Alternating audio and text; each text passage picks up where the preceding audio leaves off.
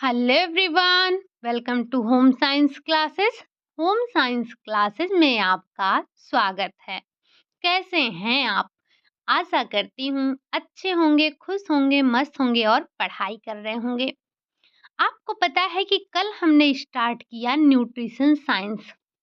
Nutrition science में कल हमने एक रूपरेखा बनाई थी, हमने एक आउटलाइन बनाया था जिसमें हमने ये देखा था कि हमें क्या-क्या चीज़ें पढ़नी हैं। अगर आपने कल की क्लास देखी होगी, तसल्ली से आराम से सुना होगा, चीज़ों को नोट डाउन किया होगा, तो कुछ नहीं तो आपको 50 क्वेश्चन कम से कम कल की क्लास से मिले होंगे। आज से हम स्टार्ट कर रहे हैं अपने एक-एक टॉपिक को लेकर हम क्वेश्चन के माध्यम से चीज़ों को समझने की कोशिश करेंगे। आज के जो आपके क्वेश्चन हैं वो आपको जो आपके बिल्कुल स्टार्टिंग के टॉपिक हैं जैसे कि आहार एवं पोषण के बारे में समझना और जो हमारे पोषक तत्व हैं उनके बारे में समझना, यही सबसे क्वेश्चन उठाए गए हैं। पेन और नोटबुक लेकर बैठिएगा, अगर कुछ भी नया मिले तो उसे नोट डाउन करते हुए चलिएगा। थ्योरी जब हम पढ़े रहते हैं तो हम एक दिन में कम से कम 50 क्वेश्चन कर लेते हैं, बट यहाँ पर हम थ्योरी ना पढ़कर सिर्फ क्वेश्चन ही कर रहे हैं, तो क्वेश्चन का ऐसा नहीं होगा कि सिर्फ हम क्वेश्चन पढ़े और आंसर किए। उसके साथ साथ हम चीज़ों को थोड़ा सा समझते हुए भी चलेंगे। तो आराम से बैठिएगा, क्वेश्चन को काउंट मत करिएगा, चीज़ों को समझने की कोशिश करिएगा। ठीक? चलिए, आज आपकी न्यूट्रिशन साइंस की प्रैक्टिस सेट नंबर 1 है और ये मैंने आपका अलग से फ़ोल्डर भी बना दिया है। जब आप चैनल पर जाएँगे तो ऊपर ही आपको प्लेलिस्ट में दिखेगा न्यूट्रिशन साइंस प्रैक्टिस सेट 2025 के नाम से आपको एक फ़ोल्डर मिलेगा। ये सारी क्लासेस आपको उसी फ़ोल्डर में मिलेंगी। तो कल की क्लास को हमने उसी फ़ोल्डर में रखा है। आज से जो भी प्रैक्टिस सेट होंगे न्यूट्रिशन साइंस के वहीं पर जाएँगे। ठीक? तो अगर आप में से किसी ने भी कल की क्लास नहीं ली है, तो एक बार क्लास को जाकर ज़रूर लेना, बहुत ही इम्पोर्टेंट है वो। ठीक? चलिए, और अगर आप वो क्लास ले लेते हैं और प्रैक्टिस नहीं करते हैं तो कम से कम आपको एक आइडिया लग जाएगा कि हमें क्या-क्या चीज़ें पढ़नी हैं। ठीक? चलिए, बढ़ते हैं पहले क्वेश्चन की तरफ। पहला क्वेश्चन है आपका, हमारे शरीर को पोषित करता है। आपके शरीर को पोषित करने का कार्य कौन करता है? क्या भोजन करता है? क्या भूखमरी करता है? रोग करता है या फिर कीटाणु करता है? तो ये बड़ा बेसिक सा क्वेश्चन था, अब आपके बुक में था तो हमने उठा लिया। बड़ा साधारण सा आंसर है कि भोजन आपके शरीर को पोषित करता है। भोजन हम सब करते हैं, भोजन से ही हमें ऊर्जा प्राप्त होती है, ये हम बहुत अच्छे से जानते हैं, है ना? तो बिना भोजन के हमारा काम चल ही नहीं सकता है। अगर अगली क्वेश्चन की बात करें, अगला क्वेश्चन है आपका, अपोषण की कितनी स्थितियाँ हैं? अब सबसे पहले आपको ये समझना है कि अपोषण क्या होता है? तो अपोषण सबसे पहले ये बताइए कितनी स्थितियाँ हैं? 2, 3, 4, 10। तो हमें पता है कि जो अपोषण है, अपोषण की 2 स्थितियाँ हैं। कौन-कौन सी हैं? अब ये भी आपको जानने की ज़रूरत है। तो अगर आपने थ्योरी की क्लास ली होती, अगर हम आपको थ्योरी पढ़ाए होते, तो हम इसको बहुत अच्छे से आपको समझ में आता। लेकिन अब जब आप थ्योरी नहीं पढ़े हैं, तब भी हमें चीज़ों को समझने की आवश्यकता तो है ही। तो चलिए एक बार हम थोड़ा-सा समझते हैं कि ये जो अपोषण की 2 स्थितियाँ हैं, वो हैं कौन-कौन सी? तो सबसे पहले स्थिति आपकी आती है आहार की न्यून मात्रा। मतलब जो आप आहार ले रहे हैं, अपोषण से आप क्या समझ रहे हैं? सबसे पहले तो आप यही हमें बताइए। तो अपोषण का अर्थ ये होता है, मतलब आप अपोषण कहिए या फिर अपर्याप्त पोषण कहिए, दोनों बातें एक ही हैं, क्योंकि अपोषण और अपर्याप्त पोषण एक ही चीज़ होता है जिसे हम इंग्लिश में बोलते हैं अंडर न्यूट्रिशन। ठीक? Under nutrition. तो अंडर न्यूट्रिशन इसकी इंग्लिश होती है, अब आप इसे हिंदी में कुछ भी कहें, अपोषण कहें या फिर अपर्याप्त पोषण कहें। तो अपोषण का अर्थ ये होता है अपर्याप्त पोषण, यानी कि जो पोषण शरीर की आयु आवश्यकता के अनुरूप ना हो। उसमें किसी एक या फिर उससे अधिक तत्वों की कमी हो तो उसे हम अपोषण के नाम से जानते हैं या हम उसे अपर्याप्त पोषण के नाम से जानते हैं। अब ये अपर्याप्त पोषण या फिर अपोषण जो होता है इसकी 2 स्थितियाँ हैं। वही स्थितियाँ आपसे पूछी गई हैं, तो लेकिन आप अपोषण की भी परिभाषा ध्यान रखेंगे। एक होता है आहार की न्यून मात्रा, मतलब आपको जो क्वांटिटी है वो कम मिल रही है। आहार की जो मात्रा है वो आपको कम मिल रही है। और एक स्थिति ऐसी होती है जिसमें पौष्टिक गुणयुक्त आहार की कमी होती है। अच्छा, दोनों में डिफरेंस आपको समझ में आ रहा है? आ रहा होगा, बिल्कुल समझ में आ रहा होगा। क्योंकि हम एक जगह ये बात कर रहे हैं कि जो क्वांटिटी है वो हमें क्वांटिटी यहाँ पर कम मिल रही है, लेकिन यहाँ पर आपको क्वालिटी कम मिल रही है। बात को समझने की कोशिश करिएगा। दोनों बहुत मिलते-जुलते शब्द हैं, लेकिन एक में आपको ऐसा एक ऐसी स्थिति है जब आपको आहार ही नहीं मिल पा रहा है, आपको बहुत कम मात्रा में आहार मिल रहा है। लेकिन दूसरी स्थिति ये है आपके अपोषण की कि आपको पौष्टिक तत्व तो मिल रहे हैं, लेकिन जो उसकी गुणवत्ता है, उसमें आपको कमी मिल रही है। यानी कि आपकी गुणवत्तापूर्ण आहार आपको नहीं मिल रहा है। तो ये 2 स्थितियाँ आपकी होती हैं अपोषण की, ठीक? बाकी आपने अपोषण क्या समझा कि जब आपको आपकी आयु, आपकी आवश्यकता के अनुसार कोई भी पोषक तत्व आपको 1 या फिर 1 से अधिक पोषक तत्वों की कमी पाई जाती है, तो हम उसे अपोषण कहते हैं, ठीक? उम्मीद है कि ये अपोषण और अपोषण की स्थितियाँ दोनों आपको समझ में आ गई होंगी, ठीक? चलिए बढ़ते हैं अगले क्वेश्चन की तरफ। क्वेश्चन नंबर 3 है, कह रहा है 50 रासायनिक पदार्थ शरीर की आवश्यकताओं के दृष्टिकोण से कितने समूह में बांट दिए गए हैं? यहाँ पर आपको बताना है कि 50 रासायनिक पदार्थ शरीर की आवश्यकता शरीर की आवश्यकताओं के दृष्टिकोण से कितने समूह में बांट दिए गए हैं। 9 समूह में बांटे गए हैं या फिर 8 समूह में बांटे गए हैं, 6 समूह में बांटे गए हैं या फिर 2 समूह में बांटे गए हैं।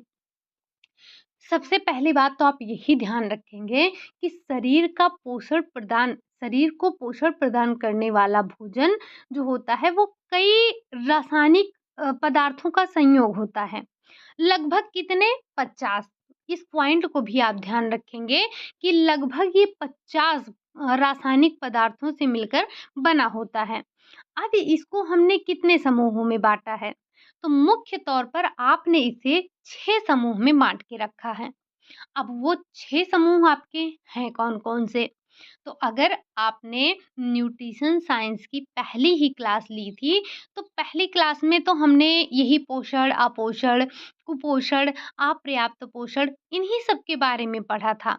लेकिन जो दूसरी क्लास हुई थी जब आपने पोषक तत्वों के बारे में समझा था, तो वहाँ पर हमने 6 चीज़ों का ज़िक्र किया था। वो 6 हैं कौन-कौन से? एक तो यहाँ से आपको समझ में आ गया होगा कि जो हमारे 50 रासायनिक पदार्थ हैं, जो कि शरीर की आवश्यकताओं के दृष्टिकोण से हम उनको 6 समूहों में बाँटते हैं। अब ज़रा हम एक बार देख भी लें कि वो 6 समूह हैं कौन-कौन से। पहला है आपका प्रोटीन।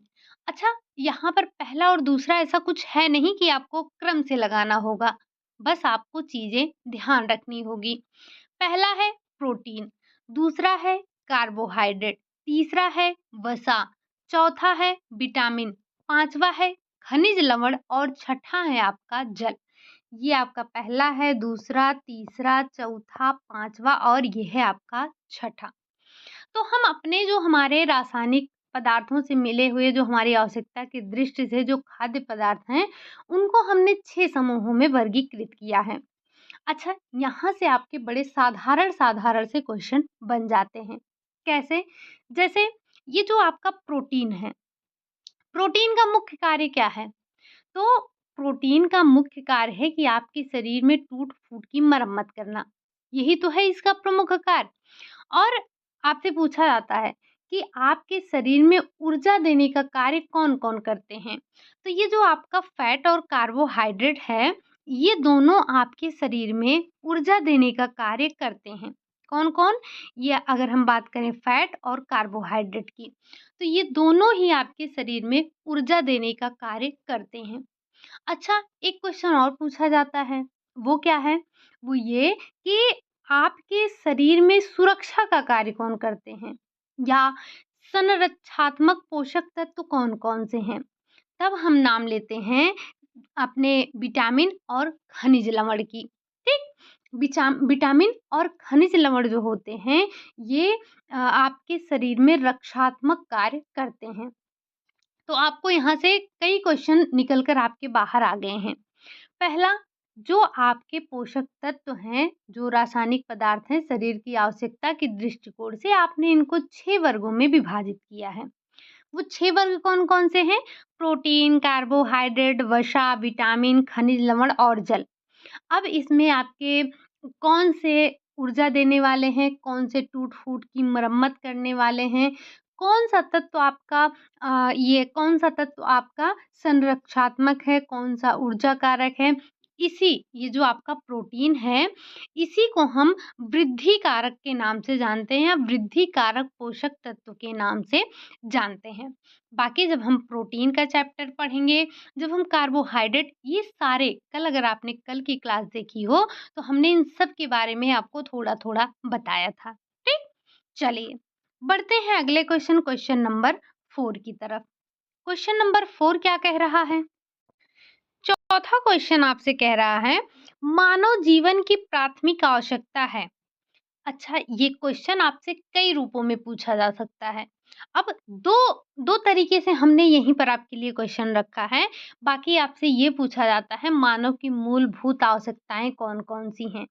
तो हम सब जानते हैं ना कि रोटी, कपड़ा, मकान, ये 3 मानव की मूलभूत आवश्यकताएँ हैं। या फिर आपको दे देगा, 4 ऑप्शन दे देगा, पूछ लेगा कि निम्नलिखित में से मानव की मूलभूत आवश्यकताओं में शामिल नहीं है या शामिल है, तो क्वेश्चन किसी भी तरह से बन सकता है। यहाँ हम बात कर रहे हैं, मानव जीवन की प्राथमिक आवश्यकता क्या है? धूप है, भोजन है, नगर है या फिर उपरोक्त सभी है। तो ये सब हम बहुत अच्छे तरीके से जानते हैं कि मानव की जो मूलभूत आवश्यकताएँ हैं, हम उनमें 3 चीज़ों को रखते हैं। एक आपका रोटी, कपड़ा और मकान। तो इस यहाँ पर आपको क्या मिल रहा है? भोजन। भोजन क्या है? भोजन मानव जीवन की प्राथमिक आवश्यकताओं में से एक है। ठीक? चलिए, बढ़ते हैं अगले क्वेश्चन नंबर 5 की तरफ। पोषक तत्वों को मुख्य रूप से कितने समूह में विभाजित किया गया है? जो हमारे पोषक तत्व हैं, उनको हमने कितने समूहों में वर्गीकृत किया है? 2 समूह में, 4 में, 9 में, 3 में। तो आप बताएँगे कि जो हमारे पोषक तत्व हैं, उनको हमने कितने भागों में बाँटा है?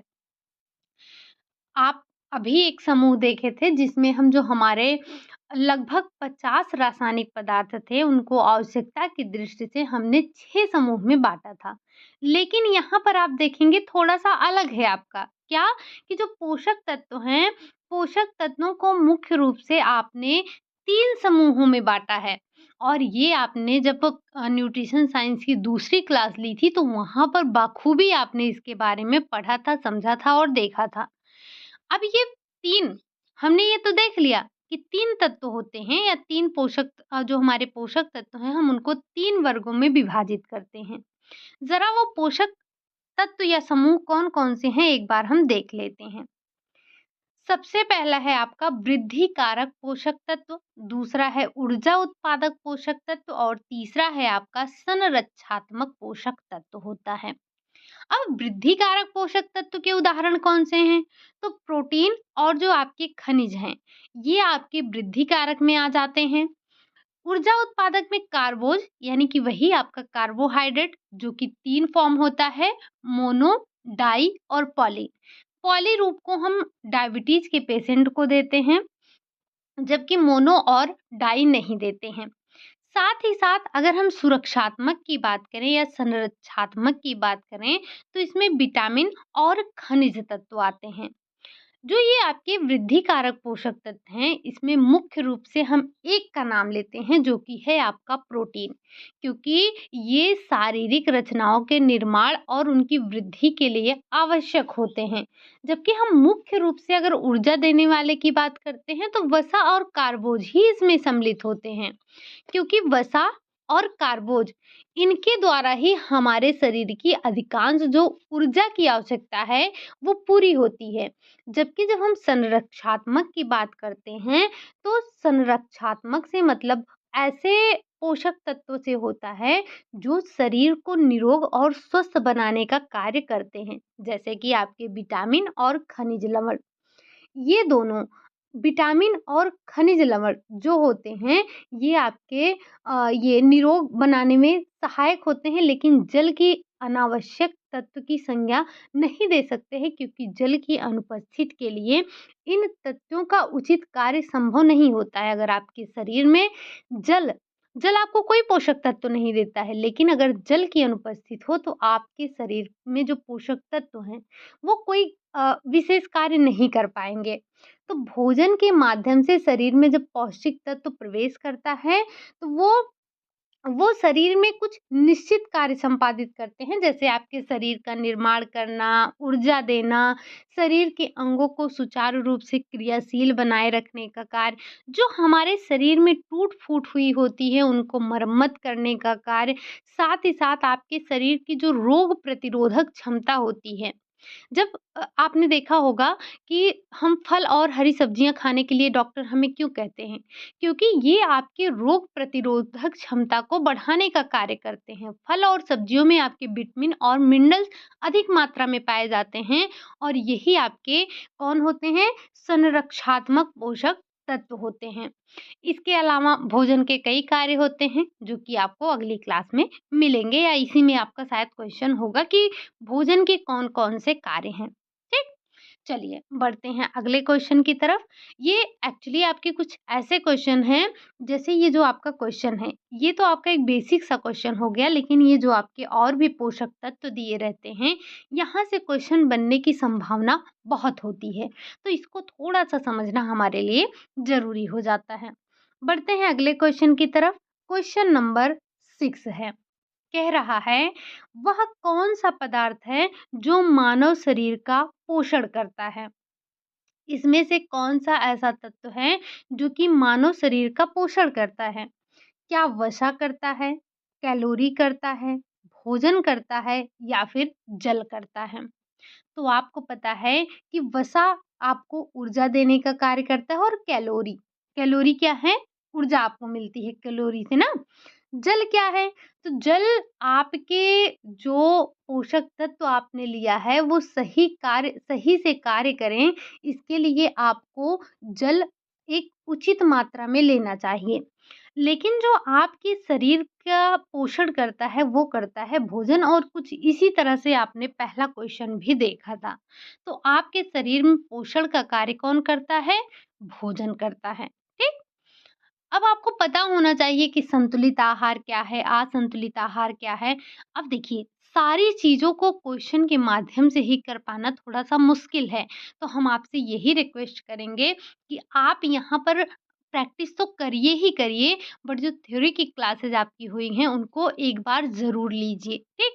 क्योंकि वहाँ पर हमने डिस्कस कर रखा है कि संतुलित आहार क्या है, असंतुलित आहार क्या है, कुपोषण क्या है, कुपोषण कितने प्रकार का होता है।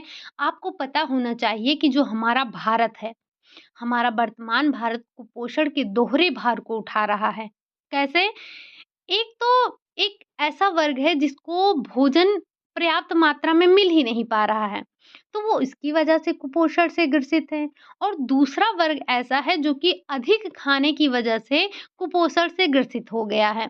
अगर आप अधिक मात्रा में पोषक तत्वों का सेवन करेंगे और कोई शारीरिक कार्य नहीं करेंगे, मतलब आप जितने आपके शरीर की आवश्यकता है ऊर्जा की, उससे ज़्यादा आप पोषक तत्व ले रहे हैं, तो ये आपके लिए हानिकारक होते हैं।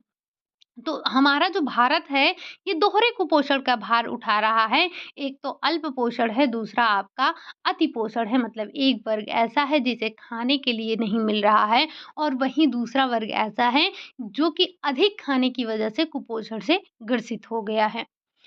बढ़ते हैं अगले क्वेश्चन की तरफ। क्वेश्चन नंबर 7 है। कह रहा है पोषण की कितनी अवस्थाएँ होती हैं? यहाँ पर हम बात कर रहे हैं पोषण की कितनी अवस्थाएँ हैं? 2 हैं, 3 हैं, 4 हैं, 5 हैं। तो आपको पता होना चाहिए कि पोषण की मुख्य तौर पर कितनी अवस्थाएँ हैं? तो पोषण की मुख्यतः 4 अवस्थाएँ हैं। कितनी अवस्थाएँ हैं? 4 अवस्थाएँ हैं। अब इन 4 अवस्थाओं को देखने से पहले सबसे पहले तो आपको ये पता होना चाहिए कि पोषण क्या है? मतलब आपको पोषण के बारे में तो पता होना चाहिए। तो पोषण पोषण का अर्थ क्या होता है?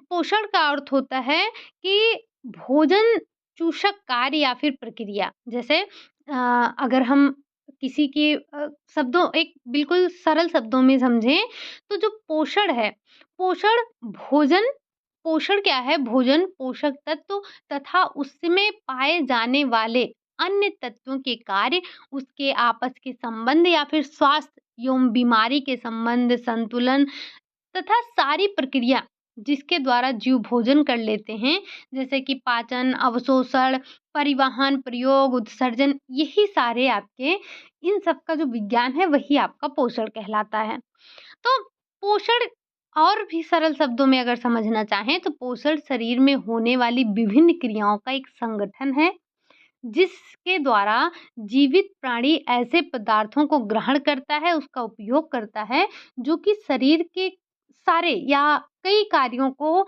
नियंत्रित करता है, वृद्धि करता है, शरीर में जो भी टूट-फूट होती हैं, उनकी मरम्मत करता है। लेकिन यहाँ पर पोषण की परिभाषा आपसे नहीं पूछी गई थी, वो तो हमने समझ लिया कि पोषण क्या है। पोषण की स्थितियों के बारे में बात की जाए तो हमने 4 स्थितियों की बात की। अब वो 4 स्थितियाँ हैं कौन-कौन सी? एक बार हम इसको भी देख लेते हैं। अगर हम पोषण की स्थितियों के बारे में बात करेंगे तो हर एक जीवधारी भोजन ग्रहण करता है और पोषण प्रक्रिया द्वारा उसका शरीर में उपयोग भी करता है। लेकिन कई कारणवश 3 प्रकार की पोषण स्थितियाँ आपको देखने को मिलती हैं, जिसमें हम सुपोषण, कुपोषण और अत्यधिक पोषण को रखते हैं।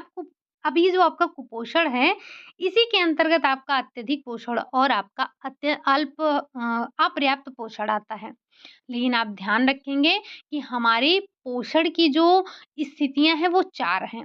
कौन-कौन सी? सुपोषण, कुपोषण, अत्यधिक पोषण और अपर्याप्त पोषण।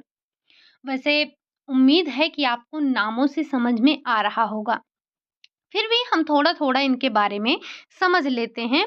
अगर आपको बहुत ज़्यादा डिटेल में समझना है तो आप एक बार जाकर न्यूट्रिशन साइंस की थ्योरी की क्लास ज़रूर लीजिएगा। ठीक?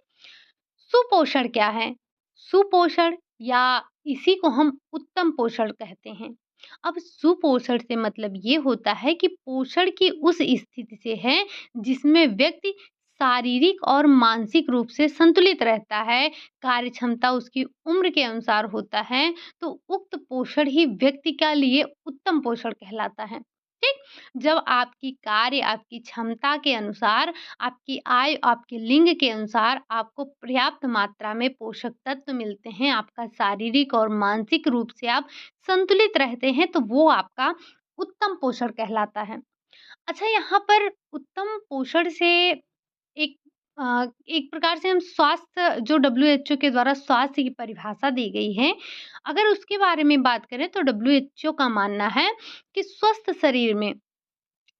शरीर हम उसे नहीं कह सकते हैं जिसमें केवल रोग की अनुपस्थित हो, बल्कि शारीरिक, मानसिक, सामाजिक और आध्यात्मिक रूप से अच्छा होना चाहिए व्यक्ति, तभी हम उसको स्वस्थ कहते हैं। ठीक? अगला है आपका कुपोषण आ जाता है। कुपोषण नाम से ही आपको पता चल रहा होगा कि जब भोज्य पदार्थ गुण और परिणाम में अपर्याप्त लिए जाएँ, जिसमें भोजन के द्वारा शारीरिक आवश्यकता की पूर्ति नहीं हो पाती है, तो वही स्थिति आपकी कुपोषण कहलाती है। अब कुपोषण के कारण कई हो सकते हैं, चाहे अपर्याप्त पोषण हो या फिर अनुचित पोषण हो या फिर आयु, लिंग के आधार पर आपको कार्य के अनुसार आपको भोजन ना मिल पा रहा हो, सामाजिक आर्थिक कारण हो सकते हैं, अज्ञानता हो सकती है या फिर अस्वस्थकर वातावरण हो सकता है, अनिद्रा हो सकती है, पाचन और शोषण में कोई कमी हो, तो इससे भी आपको कुपोषण हो सकता है। तो इसके कोई एक कारण नहीं है, इसके कई कारण होते हैं। अगला है आपका अत्यधिक पोषण। अब अत्यधिक पोषण, जैसा कि हमने पहले ही आपको बताया कि कुपोषण, भारत जो है हमारा वो दोहरे कुपोषण का भार उठा रहा है।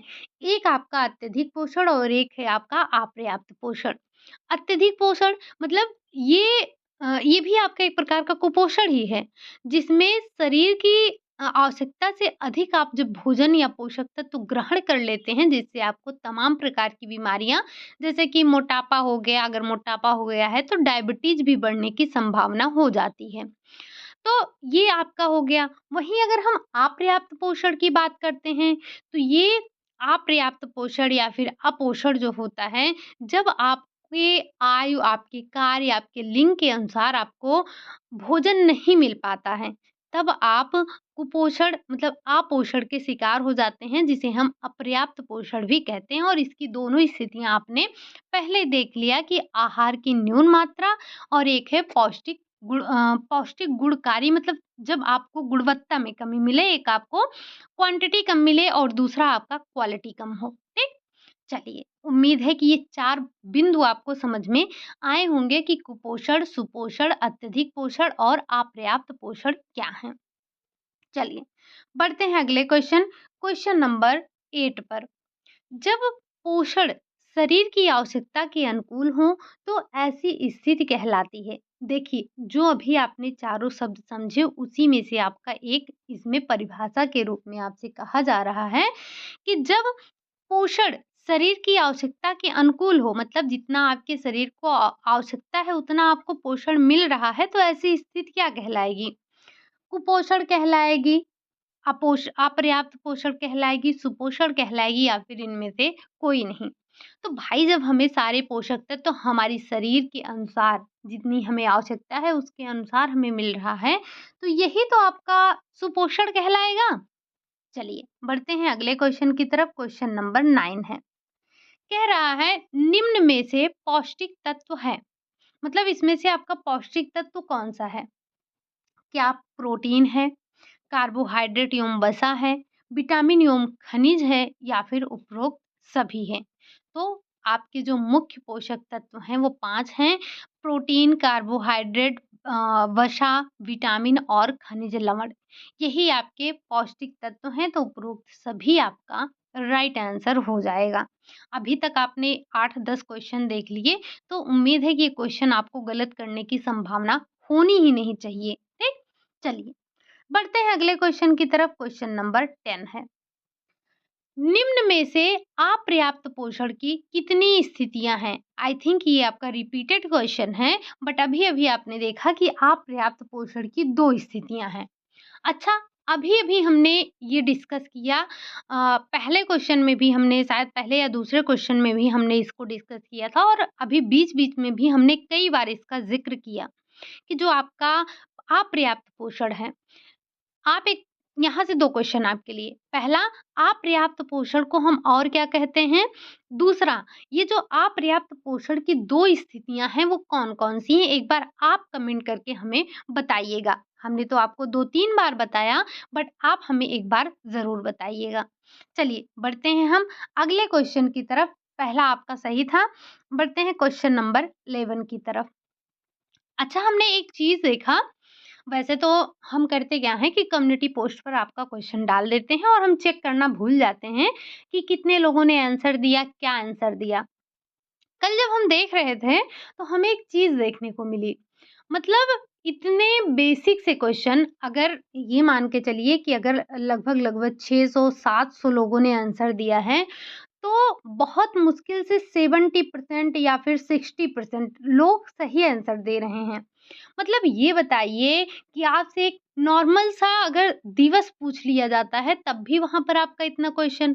चलिए बताइए, हथकरघा दिवस कब मनाया जाता है? मतलब इतना पॉपुलर क्वेश्चन है आपका और इसमें आई थिंक 41% पीपल ने सही आंसर दिया है, बाकी सबका आंसर गलत था, मैंने देखा वहाँ पर। और सबसे बड़ी बात तो ये है कि वो जो क्वेश्चन कम्युनिटी पोस्ट पर आपको मिलते हैं दिवस से संबंधित, इतने पॉपुलर क्वेश्चन होते हैं, इतनी बार आपसे पूछे जाते हैं, बिल्कुल हाइलाइट क्वेश्चन होते हैं, वो दिवस के रूप में हम आपको वहाँ पर कम्युनिटी पोस्ट पर देते हैं। बट हमने कल देखा, जो ये क्वेश्चन आपको बता रहे हैं हथकरघा दिवस, आई थिंक करीब-करीब 800 लोगों ने वोट किया है, मतलब आंसर दिया है करीब-करीब 800 लोगों ने और लगभग 44 या 41 मतलब 50% के अंदर ही लोगों ने सही आंसर दिया है, बाकी सब ने गलत दिया है। फिर मैं बैठी चेक करने, तो मैंने देखा कि जितने भी क्वेश्चन हमने कम्युनिटी पोस्ट पर डाला है, करीब 700, 800, 600, 500 इससे कम तो आंसर किसी पर नहीं है। बट जो राइट आंसर देने की जो परसेंटेज है आपकी, वो 60 के अंदर ही है। बहुत कोई-कोई ऐसे क्वेश्चन हैं जो कि 80 प्लस लोगों ने सही दिया है, बाकी सब का आंसर गलत है। तो ऐसे आपसे रिक्वेस्ट है कि ऐसे छोटे-छोटे क्वेश्चन आप गलत मत करिए। इतने साधारण से क्वेश्चन, हथकरघा दिवस कब मनाया जाता है, जल दिवस कब मनाया जाता है, जैव विविधता दिवस कब मनाया जाता है, कैंसर दिवस कब मनाया जाता है, ब्रेल दिवस कब मनाया जाता है, लीवर दिवस कब मनाया जाता है, पर्यावरण दिवस कब मनाया जाता है, अंतर्राष्ट्रीय योगा दिवस कब मनाया जाता है, उपभोक्ता दिवस कब मनाया जाता है, राष्ट्रीय उपभोक्ता दिवस कब मनाया जाता है, साथ ही साथ आपका खाद्य दिवस कब मनाया जाता है, कपास दिवस कब मनाया जाता है। कुछ ऐसे दिवस हैं जो कि आपकी ज़ुबान पर होने चाहिए। जनसंख्या दिवस कब मनाया जाता है, ये सारे क्वेश्चन तो आपकी ज़ुबान पर होने चाहिए। ऐसे क्वेश्चन आप गलत करते हैं, ये बहुत गलत बात है। बहुत बेसिक से क्वेश्चन आप गलत कर रहे हैं।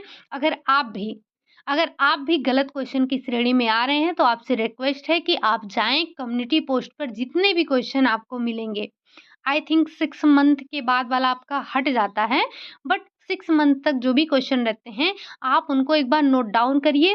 कुछ नहीं तो आप कितने क्वेश्चन वहाँ से पा जाएँगे, 2 ढाई सौ क्वेश्चन आपके ऐसे ऐसे ही कंप्लीट हो जाएँगे, जो कि आप पेपर में गलत करके आ जाते हैं।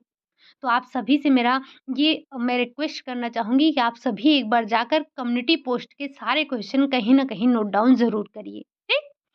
चलिए बढ़ते हैं अपने क्वेश्चन की तरफ। आई थिंक ये वाला क्वेश्चन अभी आपका नहीं हुआ है। क्वेश्चन नंबर 11 क्या कह रहा है? क्वेश्चन नंबर 11 कह रहा है आपसे, रोगी को स्वास्थ्य लाभ के लिए जो आहार दिया जाता है उसे कहते हैं, क्या कहा जाता है? क्या उसे हम साधारण आहार कहते हैं, कोमल आहार कहते हैं, तरल आहार कहते हैं या फिर उपचारात्मक आहार कहते हैं? तो भाई, जो हम रोगी के स्वास्थ्य लाभ के लिए आहार दे रहे हैं, उस आहार को हम क्या कहेंगे? उपचारात्मक आहार के नाम से जानते हैं। उपचारात्मक आहार क्या होता है? तो जो आप रोगी को स्वस्थ होने के लिए, यानी कि रोग की अवस्था में जब आहार के द्वारा प्रमुख रूप से रोग का उपचार करने की संभावना होती है, या उसके रोग के उपचार के लिए जो आहार दिया जाता है, तो वही आपका कहलाता है उपचारात्मक आहार कहलाता है। ठीक? अब आहार विज्ञान में भोज्य पदार्थों का उपयोग किसी बीमारी या फिर अवस्था में सुधार लाने के लिए सहायता के रूप में हम इसका उपयोग करते हैं। बढ़ते हैं अगले क्वेश्चन की तरफ। क्वेश्चन नंबर 12 है, जब पोषण शरीर की आवश्यकता के अनुसार गुण एवं मात्रा में अपूर्ण होता है, तो वह स्थिति कहलाती है। अभी आपने देखा कि गुण और मात्रा दोनों में, और ये किसकी स्थिति देखी थी आपने? तो यहाँ पर आपके दिमाग में आ रहा होगा अपर्याप्त पोषण, है ना? लेकिन अभी जब आप ध्यान से एक बार क्वेश्चन को पढ़ेंगे कि जब पोषण की आवश्यकता के अनुसार गुण और मात्रा, यानी कि क्वालिटी और क्वांटिटी दोनों दोनों ही आपको अपर्याप्त मिल रही हैं, तो ऐसी स्थिति आपकी कुपोषण कहलाती है। कुपोषण के ही अंतर्गत हम देखते हैं अपर्याप्त पोषण, जिसकी 2 स्थितियाँ होती हैं, जब गुण और आपको कम कम गुणवत्तापूर्ण और मात्रा में भी कम पोषण मिलते हैं। तो इसका आपका राइट आंसर क्या हो जाएगा? तो उस स्थिति को आप कुपोषण के नाम से जानते हैं। ठीक? ये क्या था आपका? आपका कुपोषण था। बढ़ते हैं अगले क्वेश्चन की तरफ, क्वेश्चन नंबर 13। यहाँ से कुछ चीज़ें अगर आप नोट डाउन कर लेंगे तो ज़्यादा बेहतर रहेगा, क्योंकि जो अभी तक क्वेश्चन थे वो आपके जैसे समझने वाले क्वेश्चन थे, बट अभी जो हैं आपके थोड़ा-सा याद करने वाले हैं, क्योंकि कुछ यहाँ पर आपको नाम ऐसे मिलेंगे जो कि आपको याद रखने हैं। पहला क्वेश्चन है आपका, पथ्यापत्य को विज्ञान भी कहते हैं। पथ्यापथ्य को हम क्या कहते हैं? क्या उसे हम पोषण विज्ञान कहते हैं, आहार विज्ञान कहते हैं, उपचार विज्ञान कहते हैं, या फिर इनमें से कोई नहीं? तो ध्यान रखिएगा, जो पथ्यापथ्य है, पथ्यापथ्य को हम आहार विज्ञान के नाम से भी जानते हैं। अगला क्वेश्चन है आपका, क्वेश्चन नंबर 14। भोजन वह पदार्थ है जो व्यक्ति के शरीर को करता है। क्या करता है? संतुलित करता है, पोषित करता है, ऊर्जा युक्त है, या फिर इनमें से कोई नहीं? अगर हम बात कर रहे हैं भोजन की, तो ऐसे रिलेटेड क्वेश्चन, इसी से रिलेटेड क्वेश्चन आपने 2 किया, जिसमें आपने ये देखा कि भोजन वो पदार्थ है जो व्यक्ति के शरीर को पोषित करने का कार्य करता है। ठीक? अगला क्वेश्चन है क्वेश्चन नंबर 15। कह रहा है, पथ्यापथ्य का उद्देश्य है। ये पथ्यापथ्य का उद्देश्य क्या होता है? क्या कुपोषित करना, यानी कि आपके शरीर को कुपोषित करना है, आप पर्याप्त पोषण प्राप्त करना है, उचित पोषण प्राप्त करना है, या फिर इनमें से कोई नहीं? सबसे पहले आपके दिमाग में आ रहा होगा कि पथ्यापथ्य है क्या? तो पथ्यापथ्य को आहार विज्ञान कहते हैं, ये तो आपने देखा।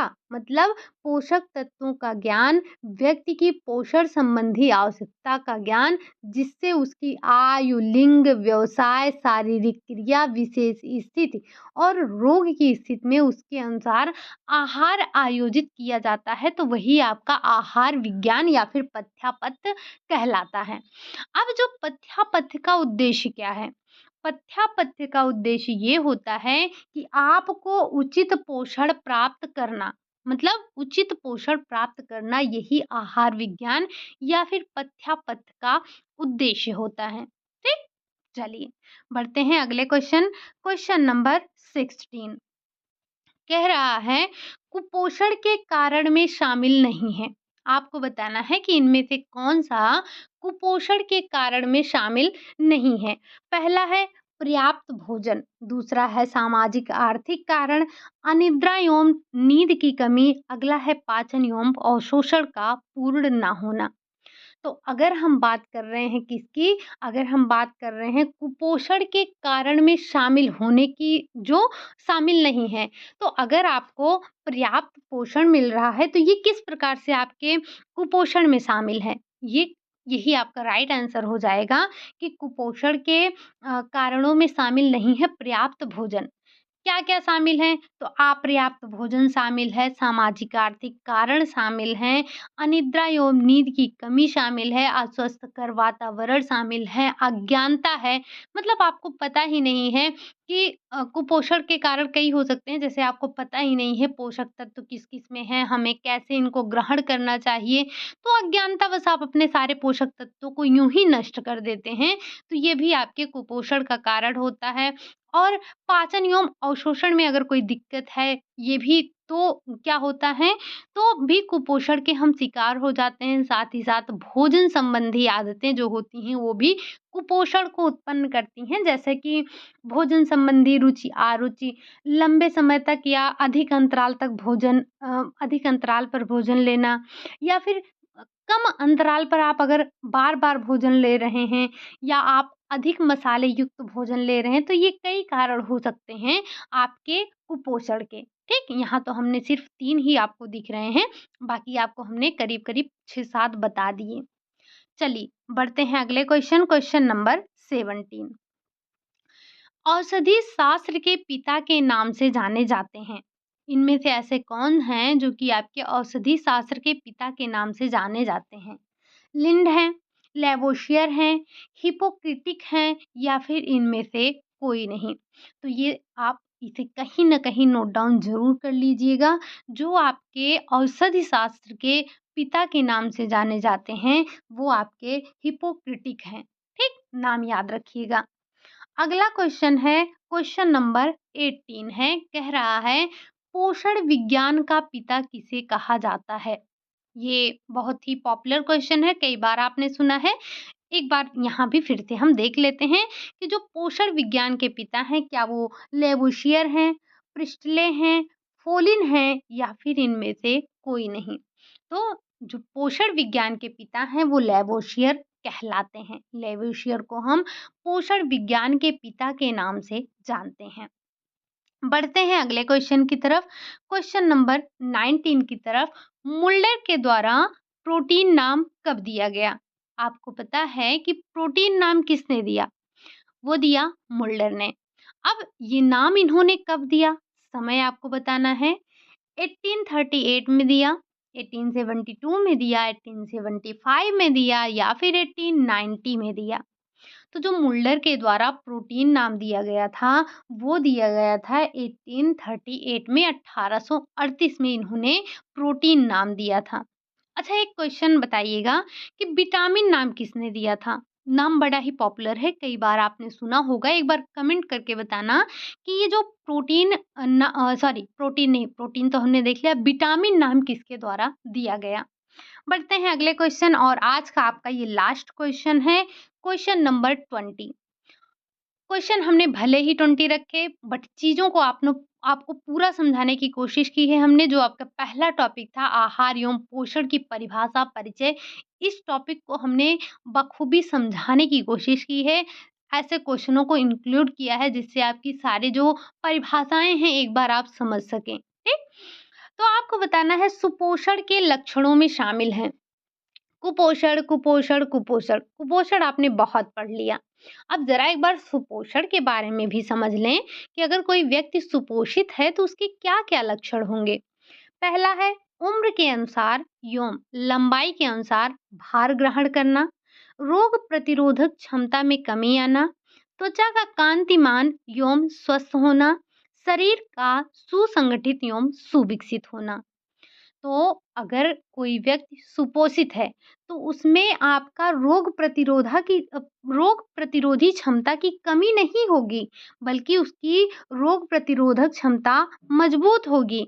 तो आपका राइट आंसर क्या हो जाएगा कि अगर कोई व्यक्ति सुपोषित है तो उसमें उसकी जो रोग प्रतिरोधक क्षमता है वो कम नहीं होगी बल्कि अधिक होगी। तो अब यहाँ पर एक तो आपने देख लिया कि अगर सुपोषित है तो उसके लक्षण में शामिल नहीं होगा। अब यहाँ पर ज़रा हम ये देख लेते हैं अगर सुपोषित है तो कौन-कौन से लक्षण होंगे। पहला, उम्र के अनुसार उम्र के अनुसार और लंबाई के अनुसार वो भार ग्रहण करेगा। त्वचा उसका कांतिमान और स्वस्थ होगा, शरीर उसका सुसंगठित और सुविकसित होगा, साथ ही साथ उसकी जो मांसपेशियाँ हैं, वो भी अच्छे से सुसंगठित और विकसित होंगी, त्वचा उसका कांतिमान होगा, बाल उसके चमकीले होंगे, दाँत उसके चमकीले होंगे, साथ ही साथ उसको अच्छी नींद आएगी, नींद नहीं टूटेगी और जबड़े मजबूत होंगे, उसकी क्रियाशीलता अधिक होगी, उसके श्लैष्मिक झिल्ली की जो रंग है वो गुलाबी होगी, आसन उसका अच्छा होगा, सिर और सीना उसका तना होगा और मतलब तना हुआ सिर और उठा हुआ सीना होगा, कंधे सपाट होंगे, पेट अंदर होगा, भूख भी अच्छी लग रही होगी, पाचन जो क्रिया है उसकी वो अच्छे से हो रही होगी, उसको थकान बहुत जल्दी नहीं आएगा, वो क्रोधी, चिड़चिड़ा इस स्वभाव का नहीं होगा, उसकी जो रोग प्रतिरोधक क्षमता है वो भी पर्याप्त होगी, मल एवं अन्य व्यर्थ पदार्थ का उचित निष्कासन होगा। तो ये कई लक्षण होते हैं एक सुपोषित व्यक्ति के, ठीक? आज के प्रैक्टिस सेट में हमने सिर्फ़ और सिर्फ़ 20 क्वेश्चन रखे हैं, बट उम्मीद करते हैं इन 20 क्वेश्चन से आपने बहुत कुछ सीखा होगा, समझा होगा। अगर चीज़ों को नोट डाउन किया होगा, तो भी आपने बहुत सारी चीज़ों को पाया होगा, ठीक? आपसे फिर से एक बार रिक्वेस्ट है, कम्युनिटी पोस्ट पे जो आपके लिए क्वेश्चन आते हैं, उन्हें थोड़ा ध्यान से किया कीजिए। अच्छा नहीं लगता है जब आप इतने सिंपल से क्वेश्चन इतनी ज़्यादा मात्रा में गलत होते हैं। अभी कल का ही क्वेश्चन था, आज तो हमने चेक नहीं किया, एक बार चेक करेंगे। तो करीब-करीब जब हमने कल देखा था तो 2 250 लोगों ने आंसर दिया था जिसमें से करीब-करीब 60 के आस-पास लोगों ने सही आंसर दिया था। तो अच्छा नहीं लगता है जब आप इतने आसान से सवाल को मतलब इतनी भारी मात्रा में आप गलती करते हैं। तो थोड़ा-सा एक बार रिवीज़न करने की कोशिश कीजिए, क्योंकि ये गलत तभी होते हैं जब हमारा रिवीज़न नहीं होता है। बाकी आज की क्लास तो आपकी टाइम पे हो रही है। कल की क्लास हम जो करेंगे वो सुबह 9 बजे कर लेंगे, क्योंकि कुछ लोगों का पेपर भी है, नेट का पेपर भी देने जाएँगे, तो अपना उनका पेपर भी हो जाएगा और हमारा जो है हम सुबह ही क्लास कर लेंगे। बाकी परसों आपकी जो क्लास की टाइमिंग है वही रहेगी, ठीक? तो उम्मीद है कि ये सेशन आपको पसंद आया होगा।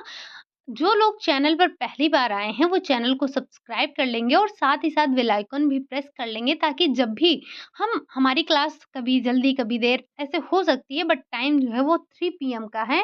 किसी वजह से हो सकता है कि आपकी क्लास जल्दी हो या लेट हो, कभी-कभी टेक्निकल इश्यू आ जाता है, तो फिर क्लास आपकी टाइमिंग पर हो पानी थोड़ी-सी संभव नहीं होती है।